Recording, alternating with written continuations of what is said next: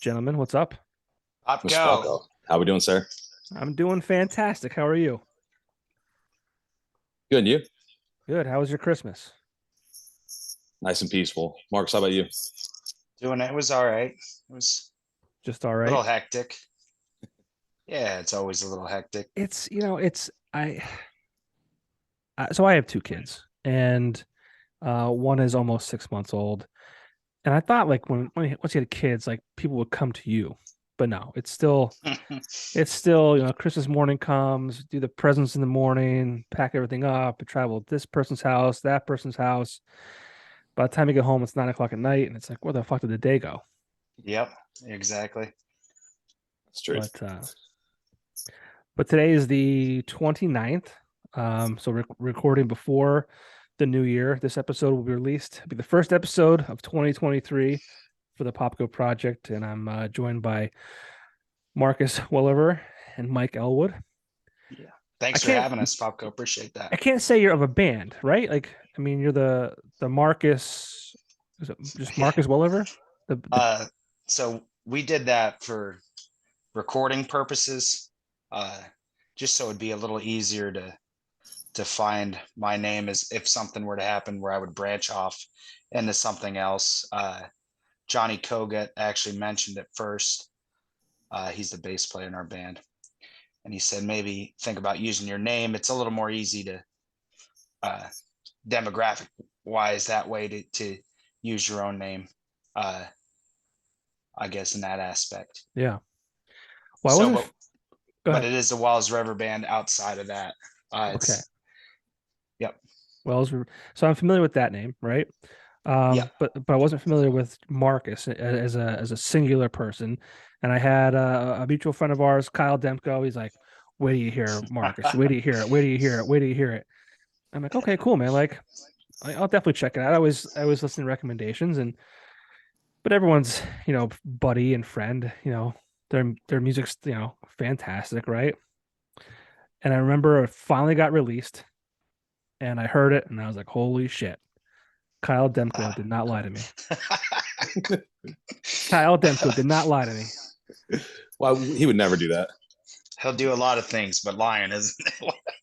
No, and I should have never doubted him. But like I said, it was one of those things like buddies bands coming out with a new song, like you gotta check it out, And then you dropped Barstool Side of Me, and I'm like, holy shit, this is like this is great. I appreciate that.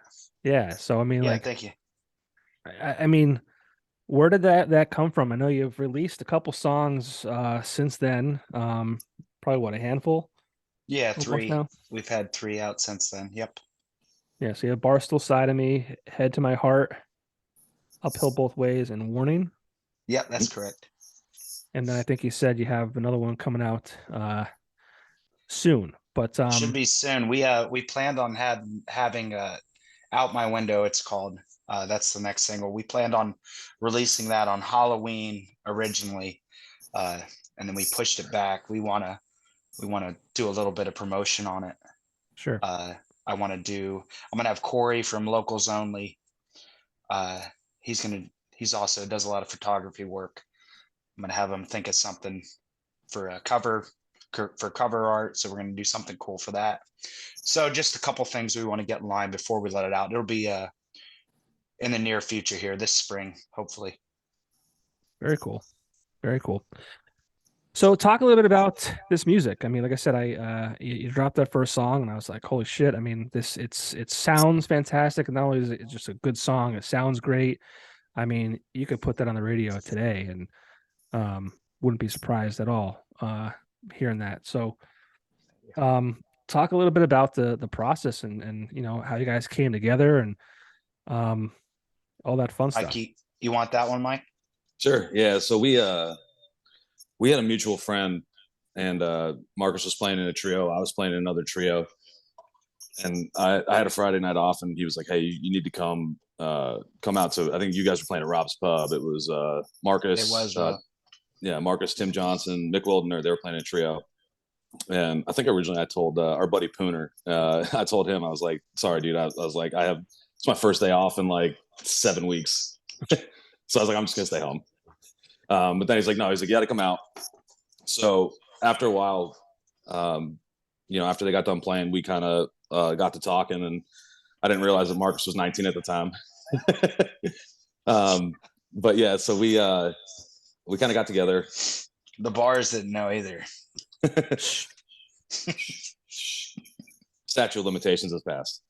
But so anyway, Isn't so that we kind of 7 got years? together. Isn't that 7 years? Yeah, I think that's about it. Yeah, we're past that. Anything goes at Rob's Pub, though, right? Yeah. So R.I.P. Rob's Pub. R.I.P. Rob's Pub. But Correct. yeah, so then after that, we just kind of got together with playing. We were playing a duo, and then we got together with our buddy Shane from Tommy Gunn's band. We were playing a trio here and there, and then after that, Mitch, our drummer, came on board. He was just playing a box drum, a cajon. And I'll never forget it. The one day we were in one of Marcus's buddies' garages, and he was like, "Hey, I got this bass player from church." And we were like, I remember I looked at Marcus and I was like, if we're gonna bring somebody out to a show tomorrow, like, I'd really like for them to know the music that we're playing, and obviously, have him know what songs we're going into and what keys they're in and how they go. And so we were like, hey, just come out, just play with us. If we don't like it, we'll shut it down after the first set or whatnot. And Johnny's been in the band ever since. Johnny Kogut out of Benton. He plays bass, banjo, fiddle, everything. Yeah, he's awesome. Guitar, does harmonies. He's our hype man. If you're having a bad day, he's the first guy to pick you up. And he's Johnny's a respiratory therapist, and he's been going through some stuff the last couple of years with the whole COVID nonsense going on, and Sure. He's been on the front lines for that. So God bless him for that. And then we had originally Aaron McCurdy in the band out of Mountaintop. Played great guitar, did harmonies. Since then he's left the band. But then we had another player from Mitch's church band, which is Lee Heyman out of Benton. Unbelievable keyboard player. He's got a project of his own called Just All Right. Mitch, our drummer, is also an incredible guitar player, and nobody knows it, and they should. And then also we have Dirk Decker. Obviously played with Subnautics and a multitude of other bands in the area, and we're super thrilled to have him in the band. And it's been a good ride. We've been together since 2016, 2017. Yeah, probably 2016, 2017 be right. Yeah. So together as a unit for that long? With the core pieces. Yeah, cool. Yeah. It's amazing. Like, country's not like on my radar per se. It's not like my go-to. Not that I don't like it. And I love this music you guys put out. It's just like, I don't know. It's just it's never been on my radar per se. Yeah, I think everyone's got their niche or whatever they kind of listen to, but I think there's some music that kind of crosses all, has a mutual tone. Yeah. I was telling, like, the other day I was saying, there's weddings we've done where they're like, oh, they've hired us, we don't really listen to that much country music. I'm like, well, so we played weddings where we'll do, and we've never had a practice. I think we've had one practice as a band in the 5 or 6 years we've been together. And most of the stuff we just do on the fly, or we'll know, hey, what key is it in? They're all just great musicians that can do that. And Mitch has been with me. I went to high school. I graduated with the drummer Mitch. So I can look at him and my eyebrow can move, and he knows what I'm saying to him.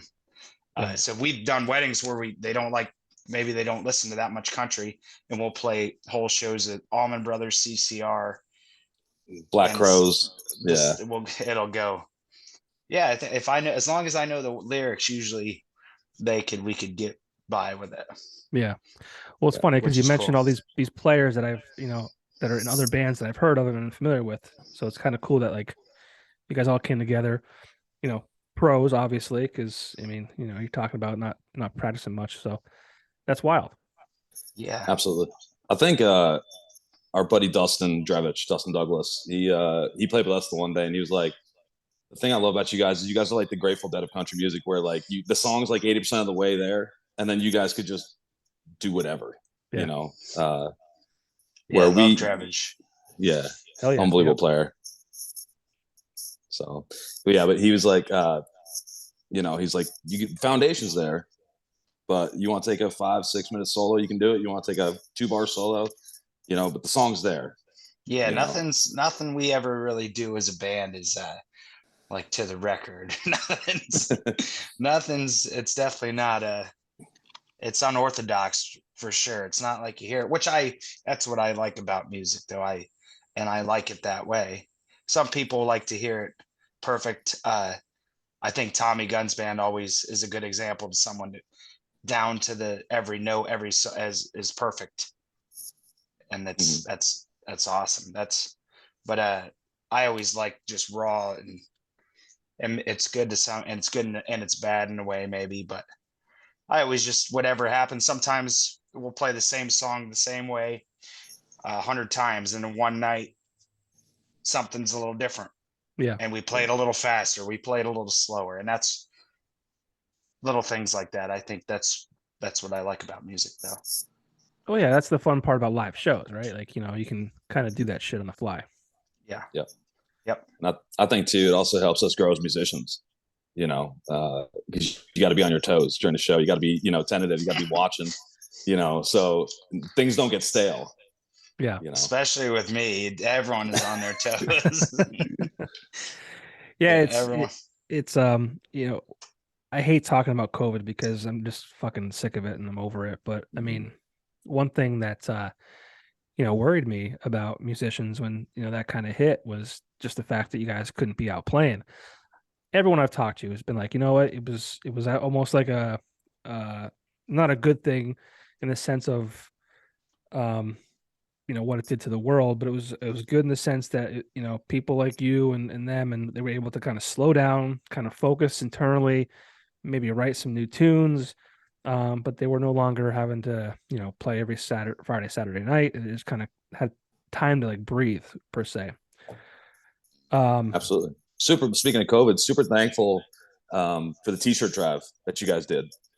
Yeah, absolutely. Partner with Axelrad. Thank you for that. That was awesome. Yeah, that was you guys were one of the top selling shirts. And I know you guys told us to keep that, and we donated to something. I forget what it was.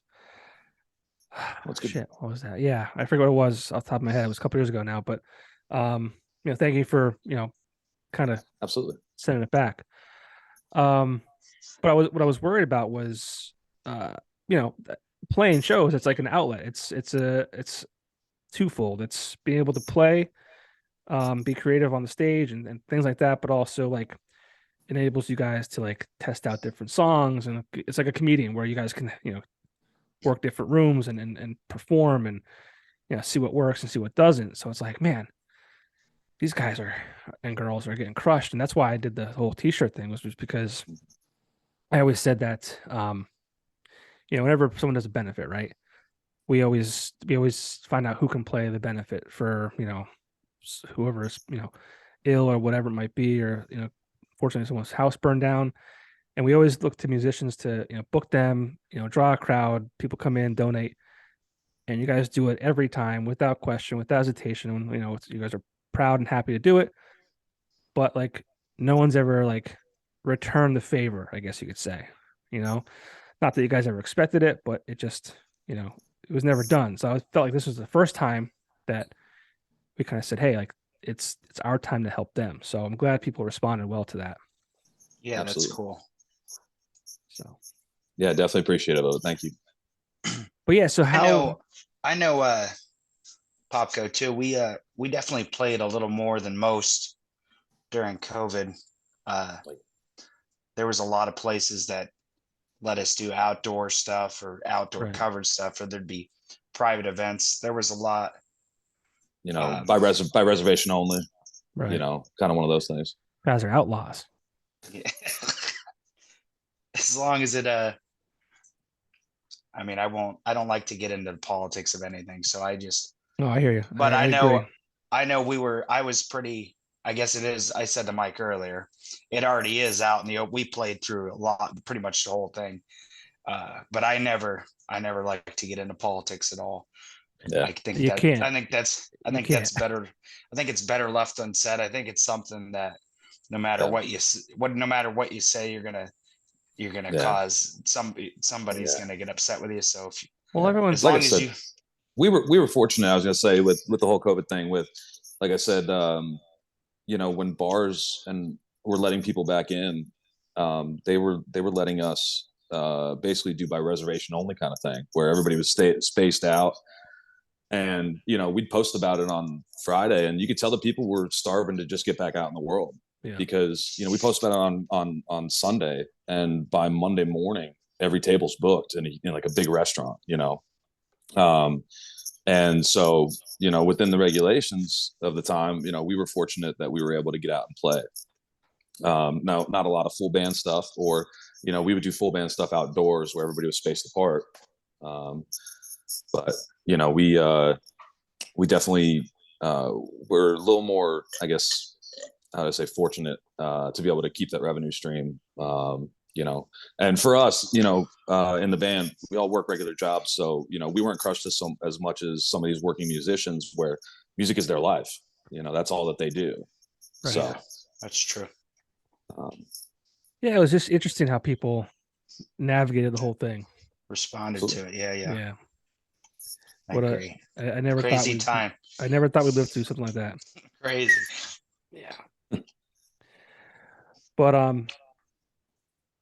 as far as like coming out of that, I mean, did some of these songs happen during that time frame, or how did these songs come together? I guess some of them we wrote. Actually, the next song we're releasing, Out My Window, was one of the first songs me and Mike wrote together. Like 5 years ago, we wrote it.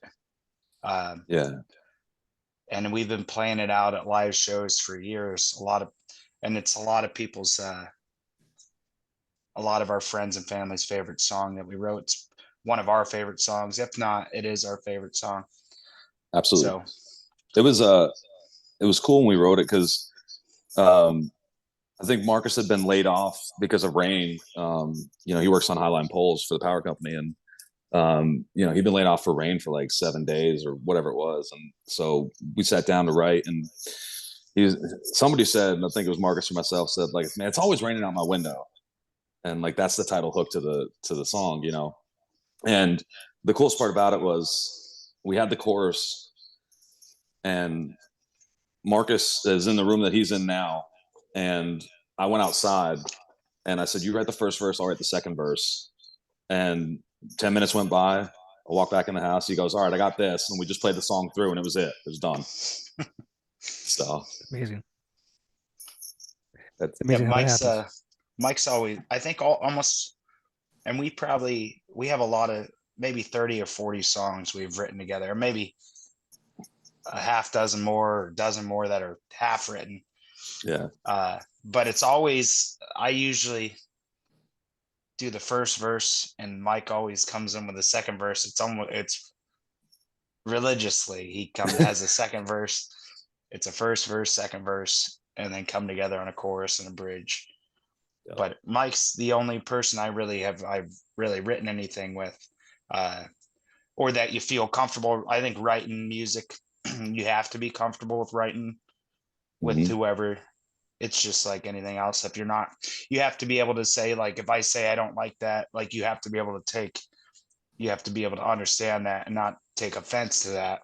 Sure. in order to move forward. And I think that works in a lot of things in life. You can't, sometimes you have to come to an understanding of someone else's opinion in order to move forward with it. And me and Mike have that relationship down pat where we can say, no, Don't do that. or like, don't do that. Yeah.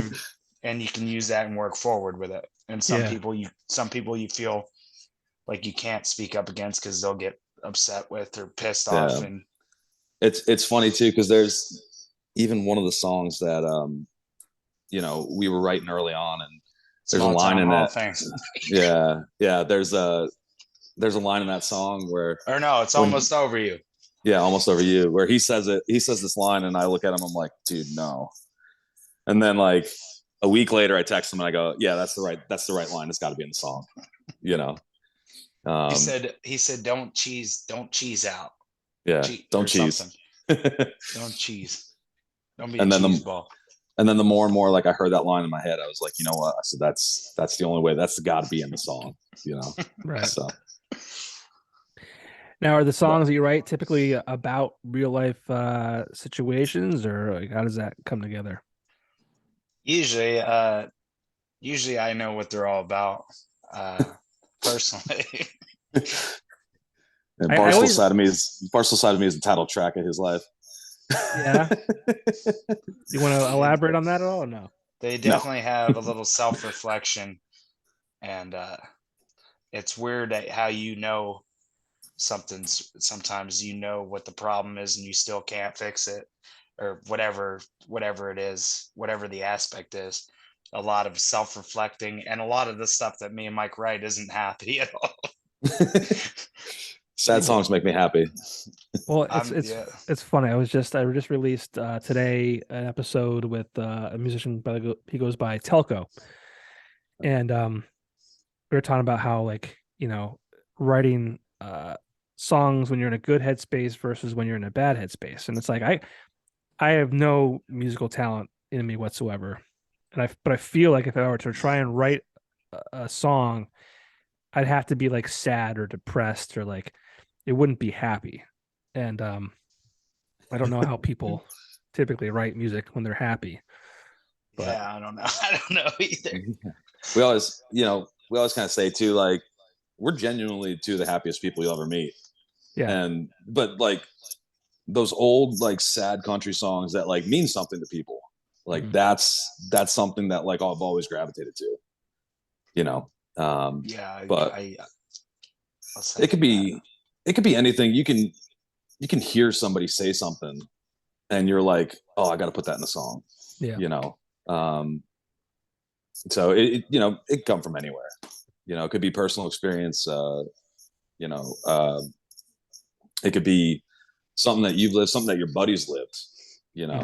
Anything that you've kind of been around. But in order to sing it, you got to believe it. So some of the most convincing people, some of the most convincing songwriters, you could tell that they've lived some stuff in their life. Yeah. So I always like to know what the songs are about. A lot of musicians won't tell you because they want it to be relatable to, a variety of people, whether that, I might hear something differently than, my friend does. And it might mean a different thing to me than it would to, him or her. Which I think it's best that way. I know. And I hate asking the question because I don't want you to tell me if you don't want to, but I also, like, if you want to tell me, I like to hear about those things. Just because I think it's interesting where it came from. There's even lyrics where I've heard the wrong way just because I didn't read them, but that's what I heard. And I'm thinking it's a totally other thing, but it still might make sense, completely make sense. But the word I heard isn't what's said. And then when you hear what's actually said, oh, yeah. Okay. Yeah. Just the other day, I forget what song it was, but I'm like, why are they saying left foot down on a pedal? And then someone's like, it's lead foot. Oh, I'm like, oh, right. I mean, that's something that's very obvious, but just for an example. Yeah. I'm like, I'm trying to figure it out or figure out that lyric, and you can't, or you pin it on something else, and then you realize until you read the lyrics. Oh, okay. I get what they're saying now. I have a very vivid memory of an instance where that happened with me. It was back in 2003. One of my favorite artists is a guy by the name of Pete Yorn. And I thought he said, fall in love with me. I'll show you things you've never seen. And the actual lyric, and I didn't find out till years later, that it was like, is something wrong with me? Not fall in love with me. It's something wrong with me. Like, wow, that's like fucking completely different. Changes the song. Changes the song completely. Yeah, and in the time of my life, I was like, I was talking to this girl, and she was the one. Like, that's what worked for you. Right, exactly. That's what you wanted to hear. Yeah, that's exactly what it was. Like, I heard that song, and I was, I wanted her to fall in love with me. Yeah. That's not the girl I married. But for the better. Unanswered prayers. Yeah, it's just funny. I mean, music. That's why. I mean, I've been drawn to music for my entire life. I I mean, some of the first music I ever listened to was actually country. Um, and it was actually on back in the day, probably the mid 80s. Back when you can like cigarettes could advertise anywhere and everywhere. Yeah, the Marlboro Man, or you get Marlboro points. Yeah, well, Marlboro released like a cassette with like different musicians on it, and I found that in my parents' house, and like it's funny because like my mom didn't smoke at the time, my dad did, but they didn't smoke Marlboro. Um, so I don't know where it came from, but yeah, one of the first things I ever listened to was country. Yeah. But I was just saying like it just music has been such a big part of my life for so many years, and since I could remember, and it's just funny how it means different things to different people, and um, it's universal ultimately, right? Yeah, It's just for it sure. could pick you up when you're down. It could it could pull you down further than when you already are. Yeah. There's been days where I've been Yeah, driving in a car and I'm not in a good headspace, and I hear a song that just it kind of pulls you further down. But it's such a powerful medium. It's memories, You hear that Yeah, song, and it's like you're like, oh, I was in high school when this came out, and then there's like all those times that you heard that song that's stuck in your head. It just comes out of nowhere. yeah. So I always attached music and songs to certain parts of my life, and I think it was because like when I was in high school and college, and when you're different groups of friends, and maybe you're seeing different girls, like you can attach songs to those moments, and they're always changing, so you apply the songs to new experiences. I've been with my wife now for 15 years. Granted, like, it's awesome. not every day is the same, right? But like I feel like I've lost that how do I say it without sounding like an asshole? I don't know. It Go just ahead. well, Hey, you've you're lost that allowed, love, you're that allowed, love and feeling. Popko. no, I haven't lost the love and feeling. No, but I just there's definitely certain songs that like I attach to certain moments, but it's not as many, I guess you could say.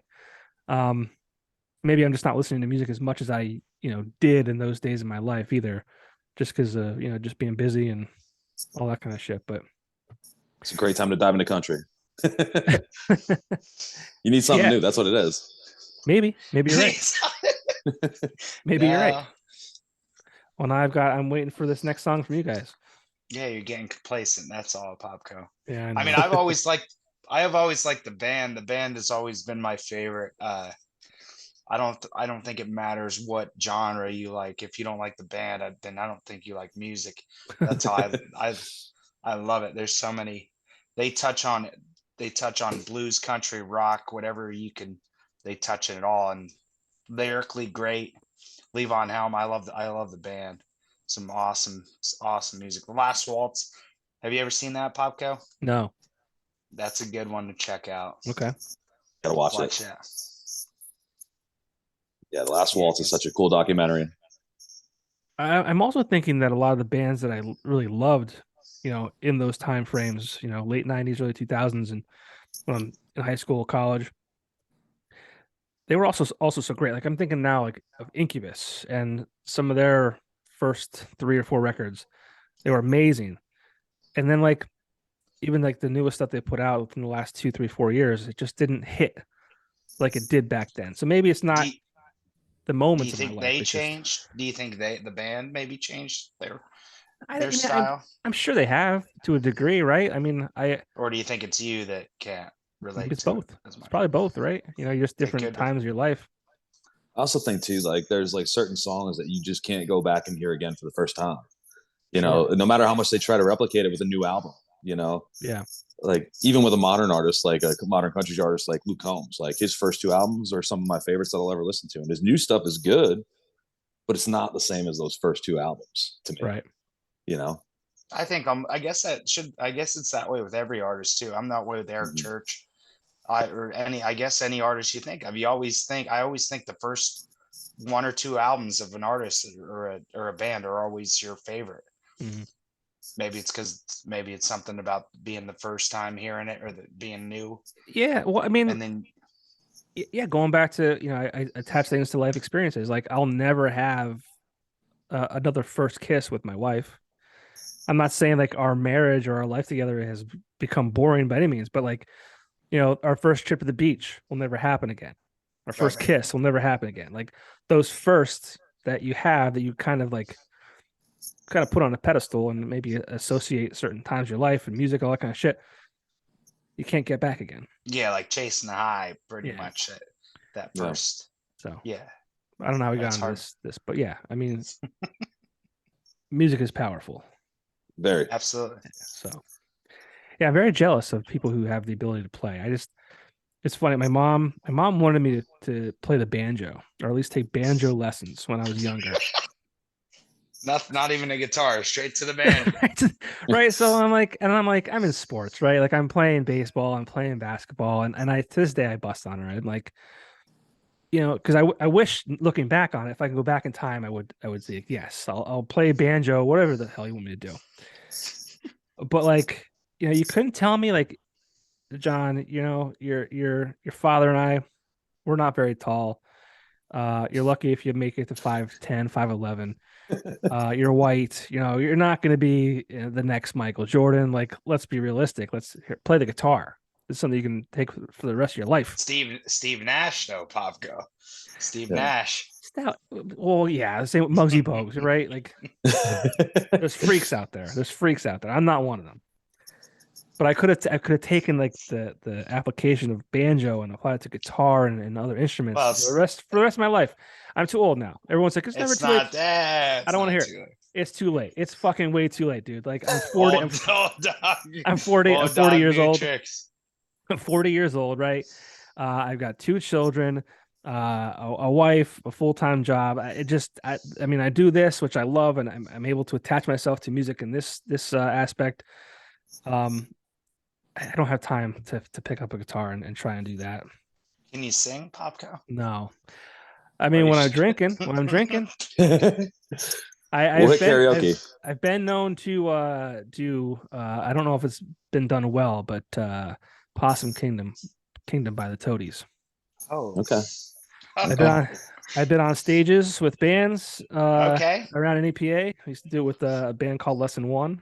They're probably a little older than you guys, but yeah, I've done it. I don't know if it's been done well. I mean, people seem to be pumped after I get off stage, but again, I'm drinking, they're drinking. It's the high of the moment, It's Yeah.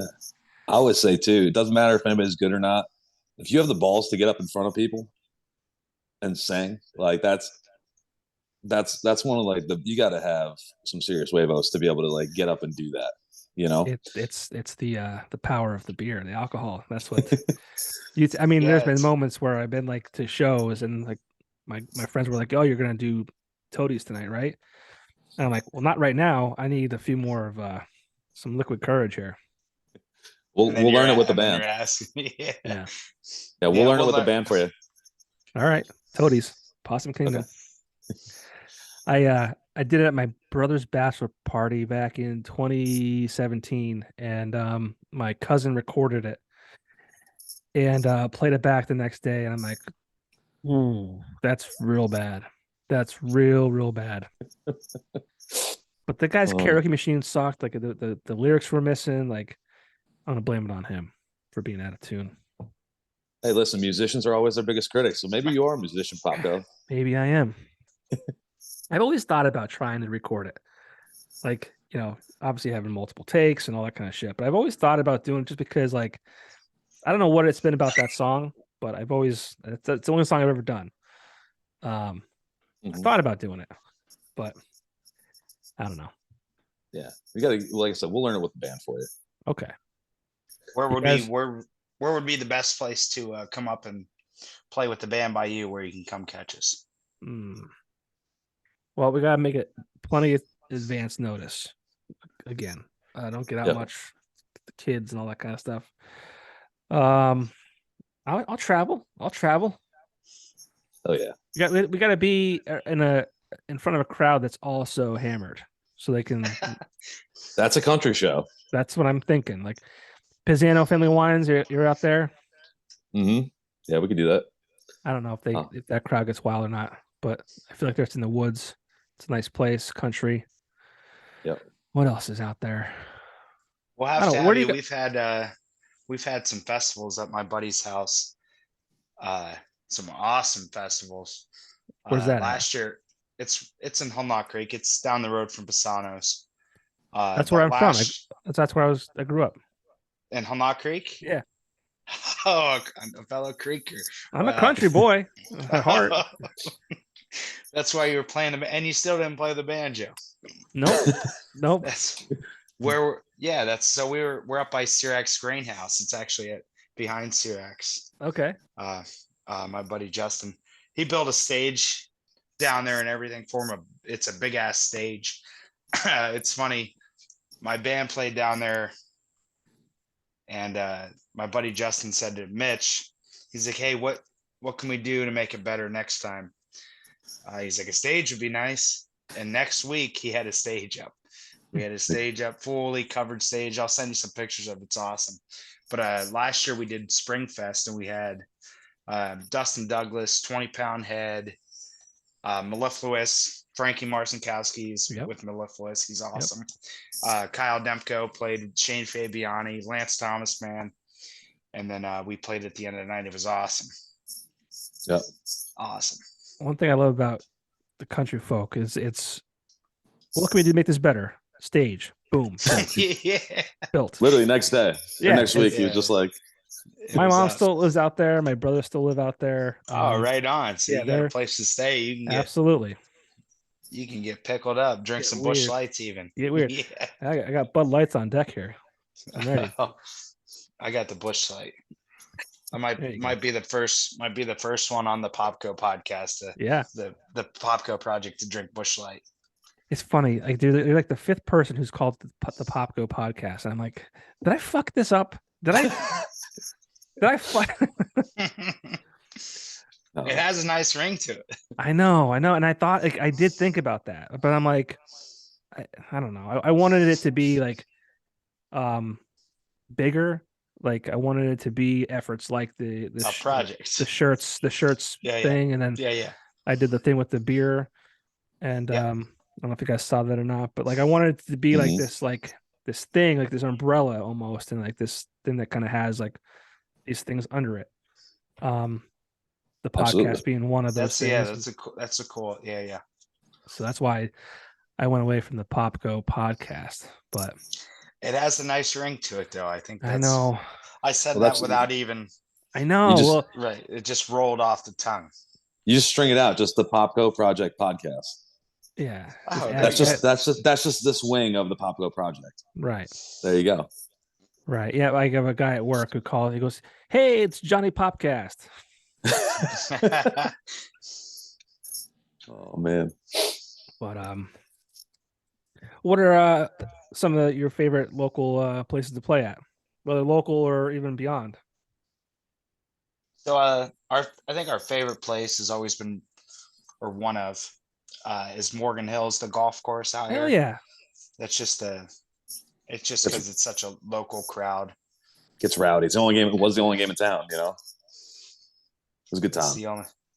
I used to date a girl who like lived back in high school. That used to live down the road from Morgan Hill. That's a cool spot. Yeah, it's a good time. We won't get into name dropping. We won't name names. No names. Names allowed. But Bruise Brothers is always awesome. Me and Mike have been doing Friday nights there for a long time. I'm not far from there. Before the band, even so, we've been doing Friday nights there a while. Hogs Hollow, obviously Pisano's, RC's, Stone Creek. We used to do up in, where is that? Up past Scranton. Thirsties. Yeah, we used to do Thirsties quite a bit. Yep. That's actually it's reopened. It's like Hot Shots or Quick Shots or something. Hot Shot. I think you're right with Hot Shots. I think. Yeah. It's like a pool bar now, I think. Yeah, I saw pictures of that, and I saw 2 pool tables, and I can't figure out where they put that second one. I don't know either. But I think it's hot. Is it Hot Shots bar? I think it's. I don't know. I'm trying to find it now. Somebody just texted me the name of it today. Actually, hold on 1 second. Shots something. Here, I'm gonna be back in a second, Mike. Popko. Okay. Cheap shots. Cheap shots. That's Cheap it. Yeah. shots. Literally just pulled up the text where they said it. Yeah. Yeah, I can't figure out. That was a cool spot. Absolutely. I worked with Tom Tell in my years at the Weekender and radio. Was sad to see him kind of have to Step away. Yeah. I hope he's doing okay. Yeah. I know he's had some health issues. Yeah, I think he's I think I saw him post about a couple months ago where he's kind of back to, I think he's kind of back to not normal, but he's back to out and about kind of thing. Because I think he was homebound for a little bit, but yeah. So I'm glad to see that he's back doing great, because he was always a big proponent of live music. He was, yeah. There's 7 days a week, he'd have music there if he could, Yeah. What about the V spot? Do you guys hit at all? We I think Marcus has played at the V spot. I think he opened for Tommy Gunn's band there a couple times. Okay. But we have not done full band there. We do got to get in there because Vinny has an awesome thing going on there. I'm gonna text Vinny tonight and be like, yo, actually, you know what? when Marcus gets back, I'm gonna take a picture of the screen. I'm like, yo, get these guys in the fucking bar. Absolutely. Yeah. Vinny's awesome. He's just one of my favorite people that I've met over the years. Definitely. Yeah, I feel like he meets me for the first time every time. It might be the first time to him. Yeah. We super appreciative that he does like the the Steamtown Music Awards up there. Yeah. Puts on a great show and opens his doors for everybody. Have we crossed paths and just not ever like spoken before? We have. That's Yep. I don't know. I'm sorry. We did. No, you're good. Usually when I see you, you're talking to somebody. So right. I mean, a lot of people in the area. So and the thing is, I don't get out that often. So it's like those nights are great. I love those nights, especially the Steamtown Awards. Just everyone's in the same room together. But I wish you had more time. All walks of life, Yeah. You got rap, you got country, rock, blues, Americana, everything you can think of. They're all in the same room, and they're all there for a common goal, which is the coolest thing on the planet. Yeah, shout out Joe Caveston for putting it together. It was a great weekend in the Scranton area. Yeah, it was a little different this past year, because he had it like the V spot for the awards, and then he kind of had, still the bars around Scranton, but also like the circle driving, which was neat.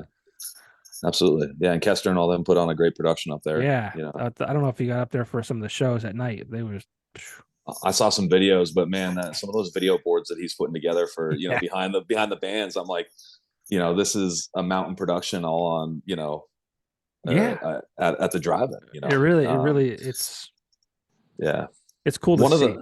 One of the going back to the COVID shows, thinking about Circle Driving up there, when they did the concert movies, right, when they had Garth Brooks, and I think the other one was I want to say it was like Blake Shelton in Alabama, but what was really cool about that was Chris Shrive from Flatland Ruckus. Look who we got. Who's that? Hey, how do you do that? Yeah. So you guys in the same house? What? We're in different rooms. What? Still got the echo. No way. So, but yeah, Chris Shrive from Flatland Ruckus put together, local openers to just go play acoustic, and Kester brought the sound system, and basically we were able to play originals, covers, and kind of get people excited about what was about to happen, for the concert. So technically we opened for Garth Brooks. I was just gonna say, can you put that on your resume? Can you say I still have the laminate. I have the laminate. You're not lying. Not at all. Yeah. So I think that I've definitely said it. I've said we opened up for Garth Brooks. You're not lying, but absolutely. Yeah, unless they ask questions of details. I don't. Yeah, if they were to ask, like, right, further, if they need to elaborate, then I will. But if they don't, then I'm fine with that. And you could put it on the internet, put it on your gray area. Yeah. Everyone's famous on the internet, Absolutely. And in a small town, everybody's famous. Yeah, it was. Yeah. I wish that wasn't a lyric that wasn't already written. Marcus, I feel like I saw somewhere. I think we were commenting back and forth on it was Facebook or Instagram, but I feel like there's rumor you were heading to Nashville. Yeah, that's a controversial topic right Oh now. boy, did I open up a can of worms here? No, it's just logistically, uh, there's just a lot of things to tie down and get squared away. Uh, a lot of people were saying, a lot of musician friends of mine are saying Nashville. There's a guy I met down in Fort Worth, Texas. I just got back from there. I played a weekend show down there. There are two of them. I ran into a guy who opens up for Casey Donahue and a couple other Texas country bands. Jeremy Studdard, his name was, and he called me and he said, "Dude, lived in Nashville for 3 years, man. You're just gonna spin your wheels down there. That's just a party town." He said, "There's one door and 300 people in some place you're gonna play at." And he said, "Think about how many people are gonna come in and out of that door that night." He said, "Not many. When they get in there, they stay in there." He said, "Come down if you're in the Fort Worth, Dallas area, Texas." He's like, you'll have 150 people, half as many people, but you'll have how many people? 600 people coming and going throughout the night, coming for a little bit, and they have room to move, and they'll go to the next one. And he's like, the more exposure, the better. And there's a lot of, and to be honest with you, Popko, I hated Nashville when I went down there. Mm-hmm. And even to record, we went downtown, and maybe not Nashville as a whole, but I don't like Broadway at all. Okay, I don't like anything about it. that's fair. Just for music, for me, I like to sit down and listen to music. I don't like just to treat it as like a part, like some people they're not listening to music, they're just going there because they know other people are there, Right. and it's just a big party, and there's people falling down at noon, you know. Right. It's cool and all, but that's not where I want to. That's So it's that's really good advice. I never really thought about that before. You always hear Nashville is the place to go if you want to be, you know, found or whatever it might say. But yeah, I mean, like if the same 300 people are going to be in the room all night versus having a revolving 150, yeah, I mean that's better. right. That's I interesting. I think too, like the old adage of having to go to Nashville to be found. There's definitely a lot of examples of modern country musicians who have been found through growing their fan base through regionally and then promoting their music. Like for instance, like guys like Riley Green who didn't live in Nashville, lived in Alabama, but played in Alabama, played in Georgia, Mississippi, then played in Tennessee a little bit. And Luke Combs was found on, I think he was on Vine when everybody found him first. Yeah, I remember that. And so I think in the modern media age, there's a lot of ability to spread your music that way as well. Yeah, what is the kind of the goal for this music? I mean, are you guys just creating it for yourselves and you're gonna, record music and put it out and kind of just, if it goes somewhere, great, or do you have some kind of like thought out Definitely. plan?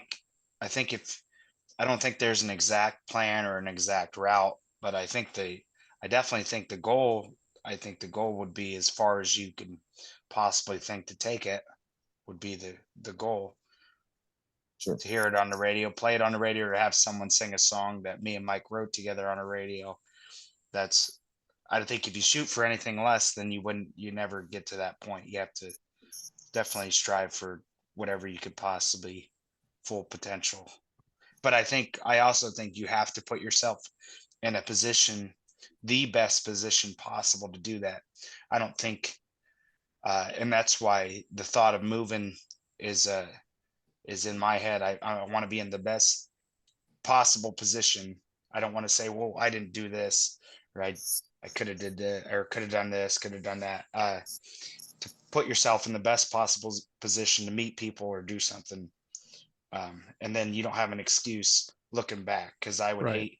I don't like regretting not doing anything. Right. Now, as far as the band is concerned, is that something that you would kind of go out and do and kind of be the face of the band and until that, came to fruition, or It hasn't really been a conversation yet that we've had. We've just It's kind of been. so the cool thing about the band is we do have 2 lead singers. So, what's nice is like I like letting Marcus sing 99% of the songs throughout the course of the night. And he always begs me to sing more, but I told him no. But what is nice is like, should Marcus, go out on the road or move to Texas, move to Nashville, whatever it is, we do have the foundation to keep the band going. sure. Right. And obviously, you can record and send files back and forth. It's not 1980 now. It's Yeah, that's it's nice. You an can. option, right? Like, yeah, for instance, like, Warning, one of the tracks off the album, we had I think it was like a 8 or 9 o'clock show at Morgan Hills. It's like noon. He sends me a voice memo on my cell phone. And I think I was playing like Call of Duty, and in between like rounds, I like look down, I put the mic on mute, and pop open the the voice memo, and I listen to it, and I'm like, I get back on the mic. I'm like, guys, I got to go, and literally shut the Xbox off. I text him. I was like, I'm on my way down. Yeah, be there in 30 minutes. He said. Yeah, and then that's the beauty of anytime you get an idea, whether it's a full song that you have written or whether it's just an idea, all it is you can just send a voice memo just like that, just right through the airwaves. Right. So, Yeah, it's sweet. Technology is, I always say, a blessing and a curse. yes. Mm-hmm. Yep, absolutely. I think it's more. I think it pushes more towards the curse side than the blessing. It might. I mean, I'm terrified of raising children. Yeah, I feel the same way, Popko. I am the same way. I don't have any yet, but I do plan. Yeah, I mean, I don't even know. I think about it. Like, my son's too young. He's not even in kindergarten yet. He'll be in there next year. But like, I mean, I have it easy right now. Like, my daughter can't walk, so you just put her somewhere and she doesn't move. Like, she's there. My son's not exposed to anything outside of daycare. Like, Yeah, it's easy now. Right now is an Yeah. easy time. Like, I Yeah, can't when imagine they're- when he's in school and like, yeah. Oh, and then he gets influenced by his other friends that have an iPod or an iPhone. They don't have iPods anymore. I still It have is an mine. iPhone, same thing. Yeah, it's the same thing.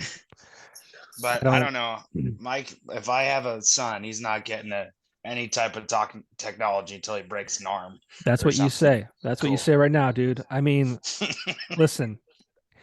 I mean, we're in the situation. I'm gonna rant a little bit right now, and I apologize, but like, we're in the situation we're in because of ourselves. All right. I remember agree. it was 2017. He was born in December 2017. It was like the first week of October, 2017. I'm driving down the street and I'm seeing these banners for trunk or treats this weekend and that weekend. All right, these fucking kids are trick or treating for 4 weeks before fucking Halloween. I said, my kid's never fucking doing that. He's not fucking doing it. He's not doing it. And then I kept driving. I'm like, who am I kidding?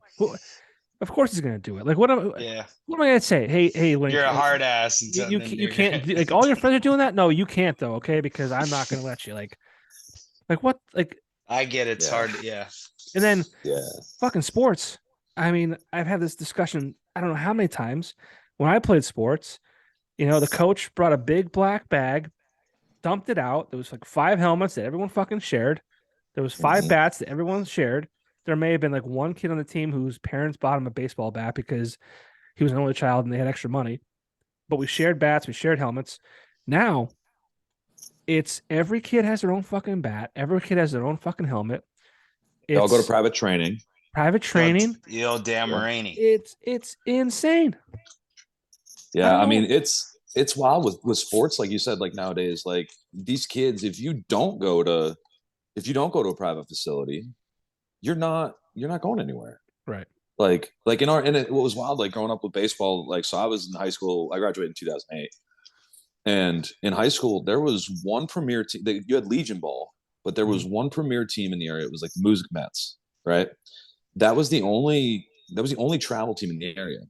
And now you have all these kids that instead of finishing out little league season are going and playing with, and don't get me wrong, it's great for the kids now. Like, it's Sure. cool, but it's such a wild difference between when we were growing up, when it was just your season was your high school season, and then if you were lucky enough to play Legion Ball, Right.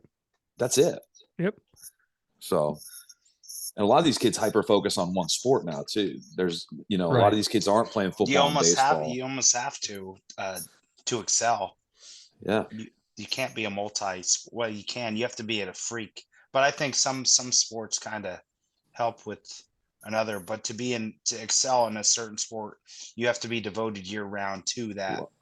To that one sport. Like, so my best friend, Ray Black, he played for the San Francisco Giants and the Milwaukee Brewers, right? He took a poll. I remember, I think he was in AA or AAA, and he asked everybody in the locker room. He was like, "Who all played? Anybody play Legion Ball?" And on a team of like 30 guys, one guy played Legion Ball. Everybody else played private travel. Huh. So, I feel like we need to let kids be kids, right? Like, we're doing all these sports, and it's like intense, right? Mm-hmm. But like, we're not creating more LeBron Jameses by having these kids do all this private lessons and all this other shit. Like, I feel like it also burns them out a little bit too. Like, sure. you do have the kids that truly love baseball or football or baseball or whatever it is, or basketball. Sorry. But how many of these kids are going to lessons just because their parents want to take them to lessons? You know what I mean? Yeah. Like, the kid might not want to go. Yeah. Yeah. It starts to repulse you when you almost feel like you're getting forced to do something. Yeah. My kid does. Gotta let them do what they're taking. Yeah. We decided we're going to introduce our son to everything, and he can decide what he wants to do or what he kind of likes. Does t-ball, soccer, or basketball. Trying to get him to do karate. That's cool. He has no interest. I don't know if he just doesn't understand it. I might just have to take him and here's what you're doing. If you hate it, I'll make it. I won't make it keep doing it. But yeah, that's a good move, Popko. That's how my dad was. He said, I have an older brother, a younger brother, and a younger sister, and he said to all of us, I don't care what you do or what you want to do, and I will be behind you 100%, but you have to be 100% for whatever you're doing. If you're going to wrestle or play football or play baseball, you're going to every practice. Finish the season. Yep. If you want to, my dad always told me, he said, if you want to walk away, he goes, you walk away at the end of the season. He goes, because if you quit now, you'll quit everything in your life. Yep. So, it applies to all aspects of life too, though. Mm-hmm. The only thing I'm glad that my mom forced me to do is take piano for 10 years. I hated her for it, but boy, learning guitar was so much easier. Yeah, I bet. I said to my mom, I'm like, you made me shower when I didn't want to shower. You made me go to bed when I didn't want to go to bed. You could have made me play the fucking banjo. Yeah.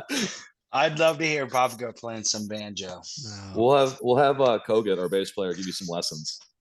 The closest I got, I was at a basement party when I was in college in Scranton somewhere. I couldn't even tell you how we got there. I worked all day. I didn't eat lunch, and I got in the car with the band. For whatever reason, we couldn't stop and get food on the way because they were running late. Got to the party. I'm fucking starving. I think I had a payday the entire day. After the entire day. The chocolate bar. It's like a peanut and yeah. That's all I had all day, and I think I had 2 drinks, and I was falling in the yard. So I either just got hammered quick because I didn't eat, or I got fucking drugged by accident. That payday bar. Or on purpose. You might have been drugged on purpose. Maybe, yeah. So they're playing in the basement, right? And I remember this is the band I used to sing the Toadies with. So I got the guitar, and they unplugged it, but no one else knows that they unplugged it, and I'm just fucking pretending to play the fucking guitar. And everyone's like, "Fuck yeah, this is amazing!" And I'm like, "Fuck yeah, this is amazing!" Fell over, knocked the fucking amp over, broke the fucking inside of that. Had to pay for it. No. Yeah, it was fucking bad. Love Oh. that. It was awesome in the moment, man. It was a rock star moment. It's a rush, wish- isn't It was fucking amazing. it? Yeah. After that, it was black. I don't know. Love that. That's good. I'm glad you have the memory though of at least being on stage. It wasn't a stage. It was a basement, dude. It was Oh, basement bar or basement party. yeah, Yeah. basement party. It was ground level, man. It was fucking awesome. Below ground. Yeah. Yeah. Below ground level. Well, I don't want to keep you guys too long. It's what, Thursday night. I'm sure you guys have better things to do than talk to me about rocking out in a basement, getting blackout drunk. But That's up our alley. but it's, we're wrapping up 2022. What happened this year outside of obviously the release of this music? Like looking back on 2022, what were some highlights that you guys had? Sure. Well, I think starting in the spring, like I said, to piggyback off of what I said earlier, that Spring Fest we did out here in Hunlock Creek was awesome. We had Greenlee's Barbecue was a festival. If you're familiar with that, up in Tunkhannock. Yeah, hell yeah. We did that festival. Lance Thomas always does the Let the Music Play festival. That was awesome. We had another festival at Buttonhead Farms, which went great. Chris Shrive was there. That's the road my mom lives on. Okay. My mom lives on that road. You're right down the road. Yeah. Right down the street. Yep. That's where we're doing the toadies. Okay. That's and then what the hill you come down, like it's called Paul Road. The hill, like you off Main Road, take a left down that hill. Okay. I live at the end of Swamp Road. Okay. Yeah, my brothers both live on, like, instead of going right on the Nimchick Road where Button. Yeah. They live like Nimchick. a little bit past that road down the. Okay. Yeah. You never realize how country it sounds until you say, I live at the end of Swamp Road. Swamp Road. Yep. Yeah. Sorry to cut you off there, but yeah. Yeah. I think the coolest thing too is just getting to play with all the country musicians in the area, and not even just country, but there's other rock musicians that'll jump in and play with us as well. But we have such a cool community in country between, like we mentioned Chris Schrapp and Flatland Ruckus. We mentioned, we got Boots and Bangs. Ben all them. Ben plays with us. Ben plays with everybody, and Ben's one of the best bass players you could ever ask for. He just fits the groove. Tommy Gunn's band, you got Shane Fabiani, who was the lead singer of Tommy Gunn's after Tommy stepped down, and now he's doing a solo thing. But we've got obviously our favorite buddy, Mr. Kyle Demko, of course, and him and Anthony playing together is super cool. Yeah, back together. I'm so glad those boys made up. Absolutely. Yeah, that was the mountaintop feud for a while. They finally they put it back together. I heard him at Bruise Brothers a couple weeks ago, and it was just tight, man. Yeah. It was awesome. Yeah, we love those guys. Awesome guitar player. Yeah. Kyle's such a good kid. And Anthony's a good kid too. And I remember maybe it was last year at the Steamtown Awards when I ran into Anthony, and he said, he's like, "Hey, I'm talking to me and Kyle are talking again." I'm like, "Dude, that's fucking great." That's like awesome. It's like an ex-girlfriend that you liked, and you're the dad. Yeah. You should talk to her. It's great that they're back together, man. I'm super pumped. Is Anthony still with the Taxman? Do you know? No, he just left. Oh. Okay. I don't know what happened there either. It was kind of like inconspicuous to a degree. Okay. I would say my favorite phrase: "Not my pig, not my farm. It's not my place to know." Right. Not my circus, not my monkeys. Yes. Yep. Yeah. Or clowns, whatever you want to say. But yeah. I'm always curious. I really am. I'm always curious. Like, and I'm not one to go spread the gossip, but I like to hear it. I like to know what's going on. I'm very trustworthy. So anyone who wants to talk about their shit. Yep. I'll come vent to you about Marcus. Yeah. Yeah. You Marcus ever issues? Like, just come talk to me. We'll work through it. You wouldn't be able to fit it in a podcast, Popko. The Popko podcast. God damn it. Yeah, that's right. God damn it. We've been, like I said, with talking about that kind of stuff. Like we've been fortunate that we've had our same core group of members, like I said, for almost 5-6 years now. Yeah. So and just all never. awesome dudes. I can honestly say we've never had a single disagreement or an argument either as a group. Yeah, maybe some things outside of music. Yeah. Or little things. We need to change this. We need to change this because you know what? I hear this a lot. Yeah, we got together and the fucking music just kind of came together. It just came out. We don't even fucking practice. We get on stage or we're rocking and rolling. You guys are never gonna be on a fucking movie, you know, like Rockstar or the fuck is going on here? You guys are all like, this is hippie shit. There has been like the only issues we have has been with me. I could say honestly, where there's been a couple. I'm like a dad where I say, I'm like a dad where I say I'm not mad, I'm just disappointed. There's been a couple times where I can, especially the only place that it's acceptable is Morgan Hills. Like I could fall over and like smash a guitar and like it's okay there. Anywhere else, so I try to keep it under realms, but has been a couple moments. Greenlee's barbecue, I had to make it like a formal apology. Looking back on that, and I did learn from that. Hey, you gotta make the mistakes. You go, that did not go over well. Learning moments, you know. Yeah.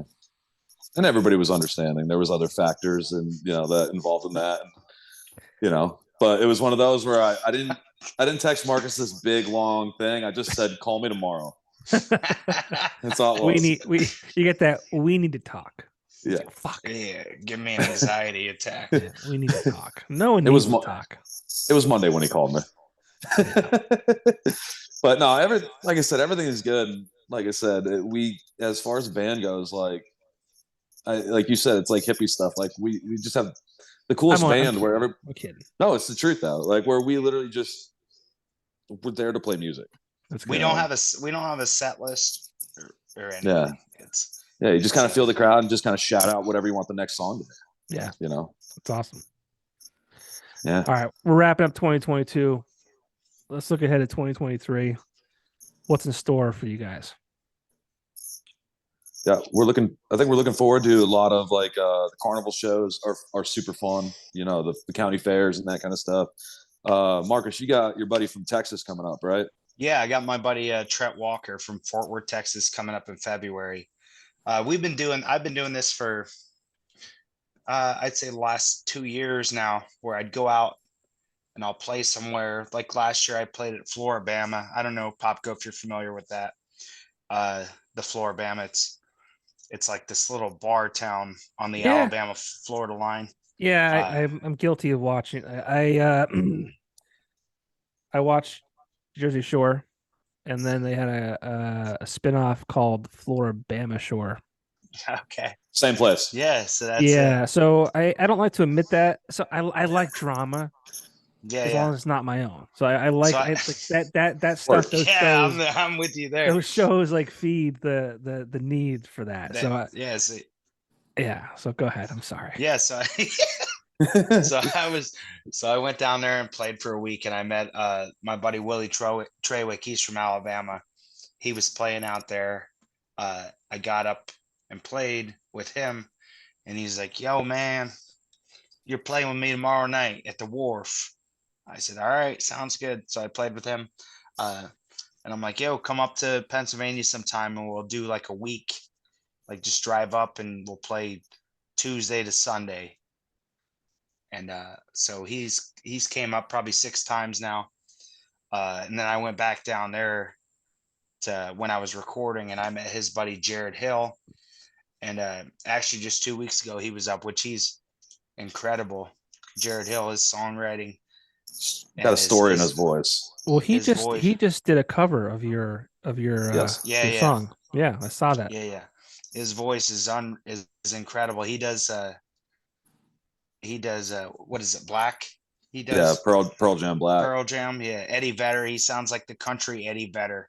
It's unbelievable. His voice is incredible. Does he have But music available out there or no? yeah, yep, Yeah, Both him and Willie. Yeah. because yeah, I saw that cover of yours, and what you're saying, the voice and all that kind. I'm like, this guy sounds like something I would like. yeah. Yeah. He just recently took his music down like last week, but it's on all platforms. He took it down because he's remastering all the stuff that he did before, and he has, I guess, 2 more albums that he's putting out. But yeah, Sweet. Spotify, iTunes, wherever you get music, Sweet. YouTube, he has stuff, and he's phenomenal. But yeah, so Trent's coming up in February, and we'll be playing at Flaherty's over in Kingston. Oh, sure. Yeah.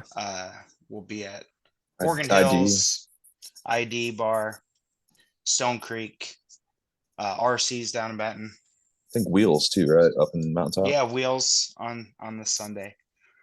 So yeah, that's cool to do. That's cool to get artists from outside of from other states, and I'm going to continue to do that as long as I can.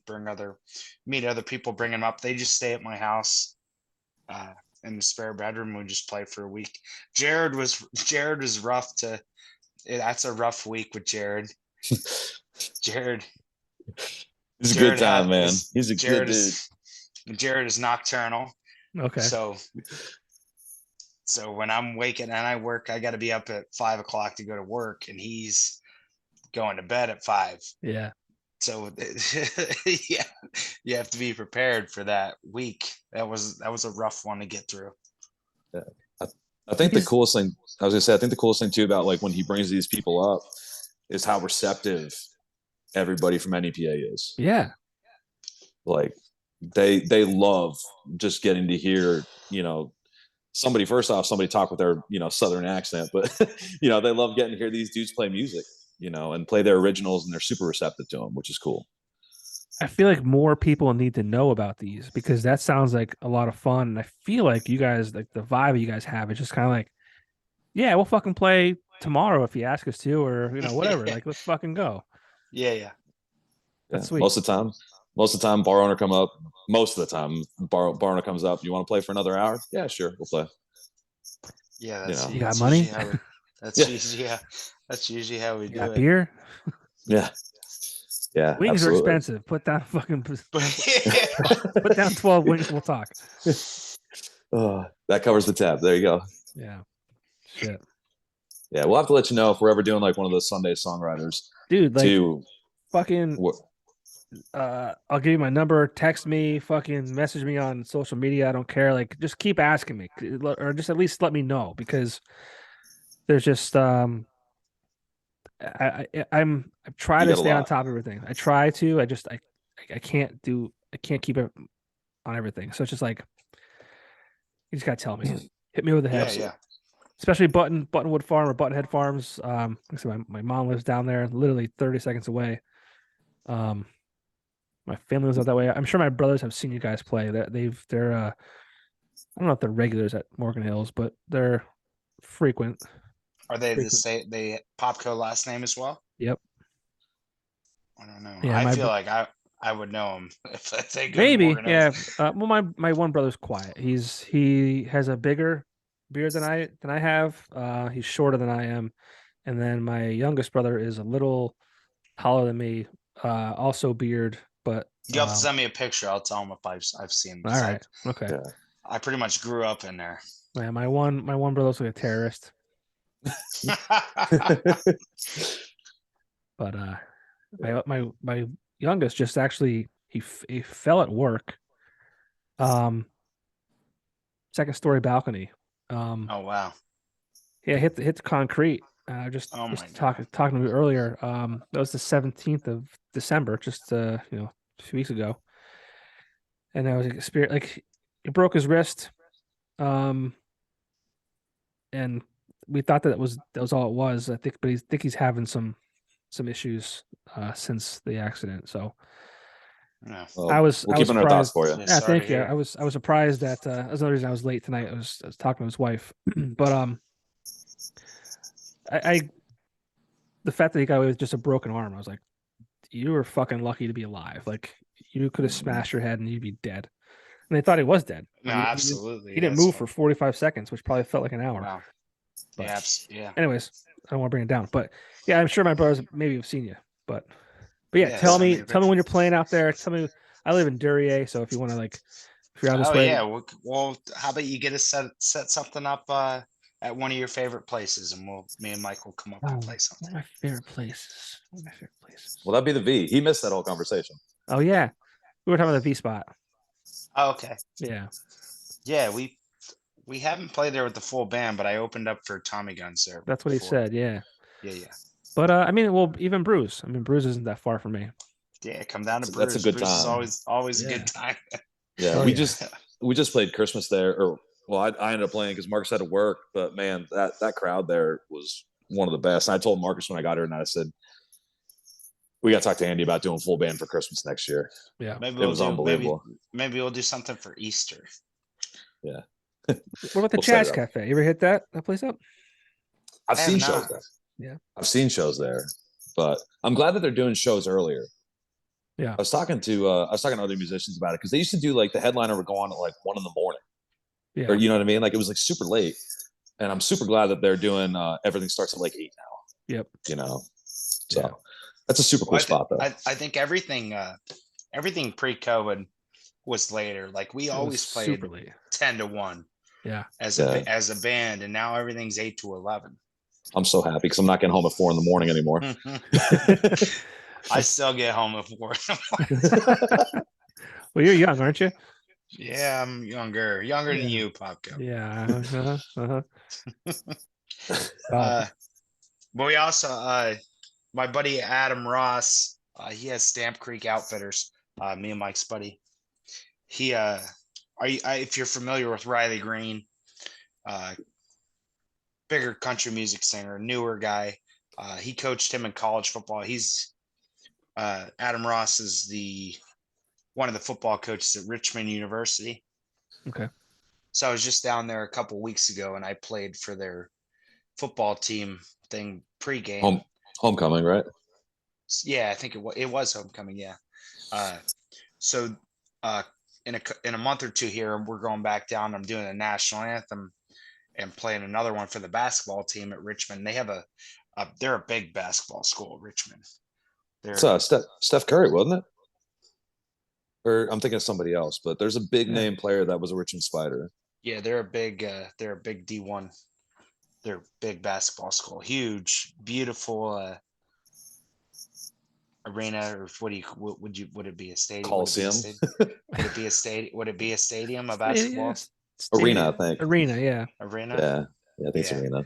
Basketball So arena, so that'll be cool. We're trying to get Mike. Mike missed the last one, couldn't make it to the football one, but Ross, that Stamp Creek stuff is awesome. That Outfitters, it's awesome like clothing company. It's a clothing line.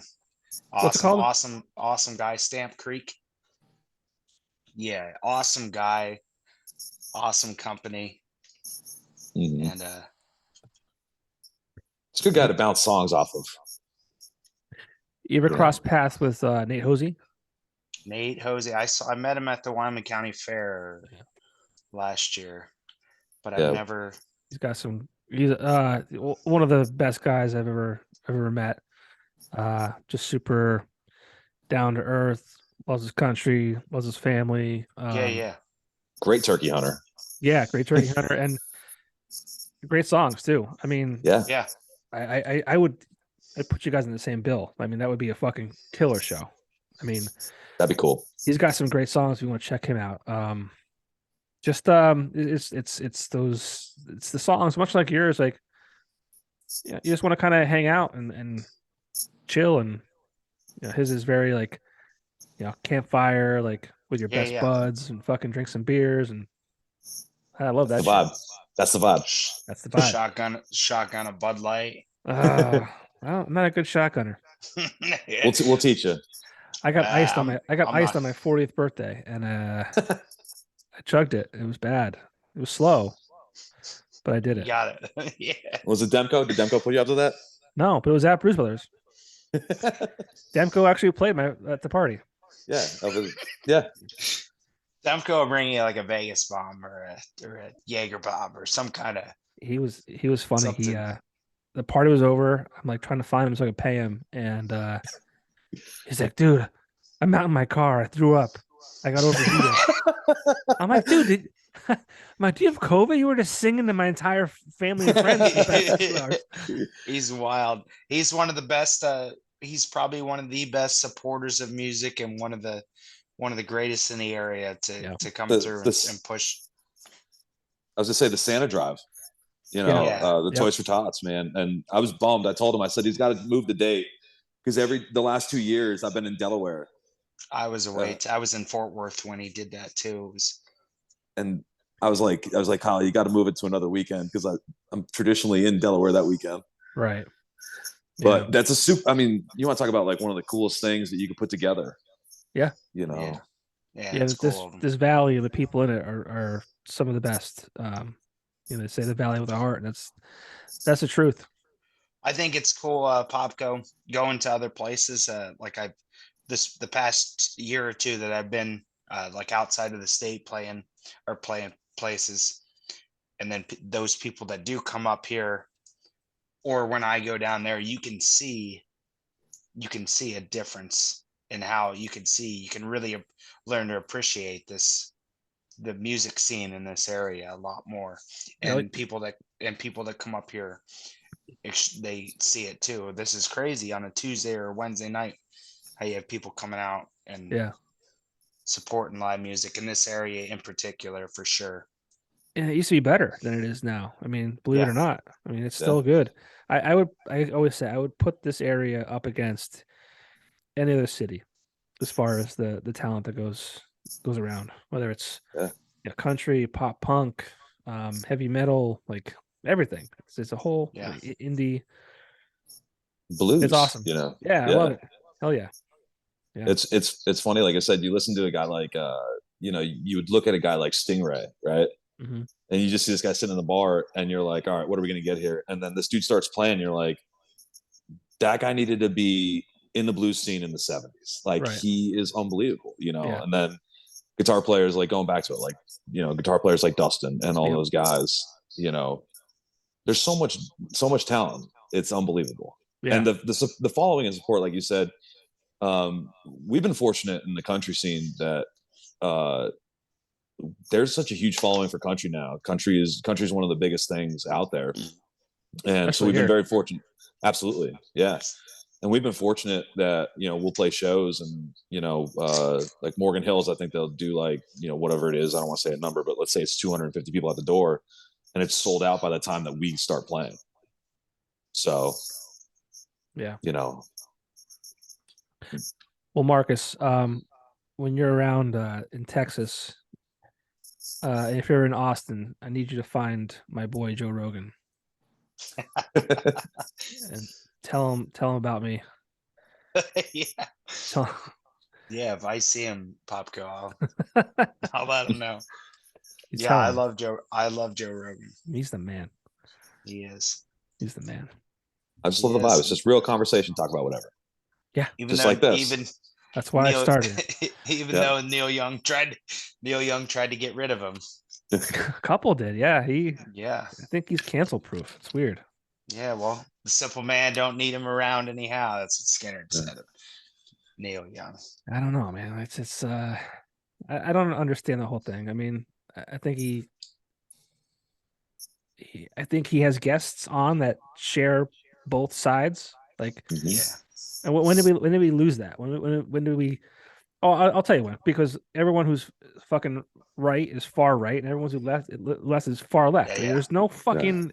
I'll listen to anyone's idea or opinion. Why wouldn't I'll know what I'll want to. Anyone wants to believe what they believe, but you have to be open to someone else's, and you have to understand. Like, Popko, if you felt a different way about anything, I wouldn't think different about you. Yeah. You have to be, and I think people lost sight of that on the ground they stand on, that you're allowed to have other opinions and still get along, and that's sucks. Not. And there's an ability to learn from conversation. itself. Right? Yes. There's an ability to learn, you know, like you said, if I don't agree with something you're saying, you can tell me something. And right now there's people that it'll go in one ear out the other. But the beauty of listening to somebody and having a conversation with people is that you can pick up something from what they're saying. Yeah. So, and like we said, it may not be a way that I feel about something, but okay, there's other people out there that feel a certain way, which is good for, you know, good for them. So And can you imagine if we all thought the same fucking thing? Like, it was unbelievable. what the fuck? Well, even if you disagree, sometimes it's you don't have to. It's okay. It I doesn't. don't It doesn't- have to. You don't. You get defensive. You don't have to. You don't have to take that route. I don't Yep. get it, man. It's just Weird I world. think it's a lot to do with technology, social media, because I think it's 100% for sure. Well, I also say too, to kind of go with your point where you say like where everybody's either far right or far left, what you actually find is like you have the loudest people are out here, and then you, me, and everybody else, the 95% are all in the middle, and we're all just living our lives the way that we should be, which is listen to other people. Other people have, you know, how do I put it? You know, everybody has their own opinions, beliefs, ideas, and whatnot. We're like, I'm a firm believer in live and let live. Right. I live my life, you live your life. We have a good time, you know? If you're not hurting anybody, what the fuck? Exactly. Yeah. So, but yeah, that's the weird world. That's a whole other conversation that we don't have time for. I don't want to get canceled either, so. No. Yeah, you don't want to get canceled, Popko. That's how you boost the ratings. Well, I always said you gotta be somebody to get canceled, and yeah, nobody boos somebody that's nobody. Exactly. So no one's gonna cancel me. I'm a nobody. But well, guys, I mean, best of luck in 2023. I hope that I can get out to a show, or many for that matter. We'll have Demko come pick you up. Tell him to tell me. Just again, please, like I said, just tell me about everything you're doing. I'll try and keep tabs. I'll hit the follow button, or I get notified of your posts and shit like that too, just so I can keep tabs on what you're doing and what's going on. I just realized that tomorrow is recycling for cardboard. You got a lot of boxes to break down. I have so much fucking cardboard in my garage right now. I'm like, oh my god, I'm like dreading it right now. We don't have recycling in Hemlock Creek. We just no, you don't. We have fire pits. Yeah, you have that, but recycling's a scam too. Yeah, no doubt. It's a scam.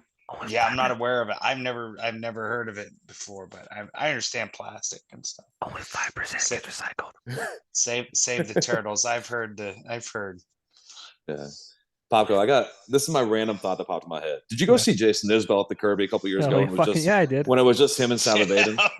Okay. Yeah, I cried. I sat a row behind you. No way. Yeah. I'll send you the video. I'm pretty sure you're in it. Yeah, I'm pretty sure you're in it. It was me and Dylan. It was me and Dylan. It might have been his terrorist brother. No, it was me and my wife and. Yeah, you sat in the upper deck, right? Yeah. Yeah, I was definitely a row behind you. God damn it! This just popped in my head. There you go. I actually cried that night. It was an unbelievable show. Yeah, and I love that. I fucking hate it. Like Elephant. Oh, dude! Dude. You know the story I'm about to tell you when he was like, somebody yelled out like, "If we were vampires," and he plays it right. And that's one of my favorite songs from Isbell. And then he goes, somebody else yells, "Elephant," and he goes, "This is the most depressed group of people I've ever listened to." Yeah. if that song doesn't fucking choke you up, you're not a fucking human being. Yeah. Dude, both those songs, man. Jesus. Yeah. Yeah, and I was so mad because they booked him maybe like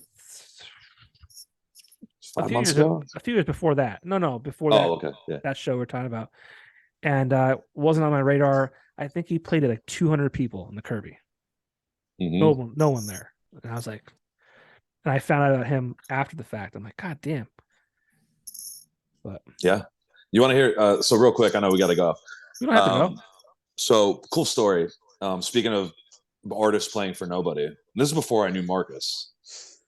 So Froggy 101 used to do singer-songwriter nights. Okay. So the first year was Eric Pasley, and basically what it was you would submit a song to Froggy 101 to a local radio station, and they would pick 5 people, and then you would sit down and you would meet up with this singer-songwriter. So the first year was Eric Pasley, and he had written some big songs, but once again, nobody knew who he was. The second year is a guy by the name of Chris Stapleton. Okay. Right as he was leaving the Steel Drivers. So nobody knew who this dude was.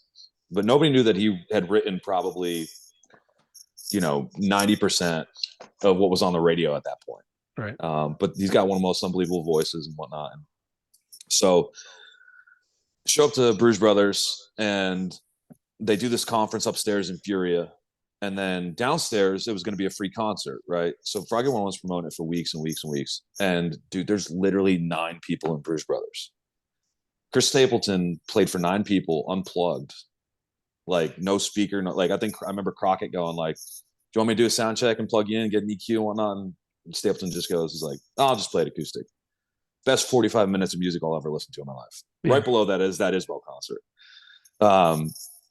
And so it's funny, man. Like when you go see somebody and there's nobody there, and then now Chris Stapleton, multiple like CMA award winner, like artist of the year, all the stuff. It's cool to see big artists before they've been big. And God, that sounds so hipster to me. No, there's that saying where like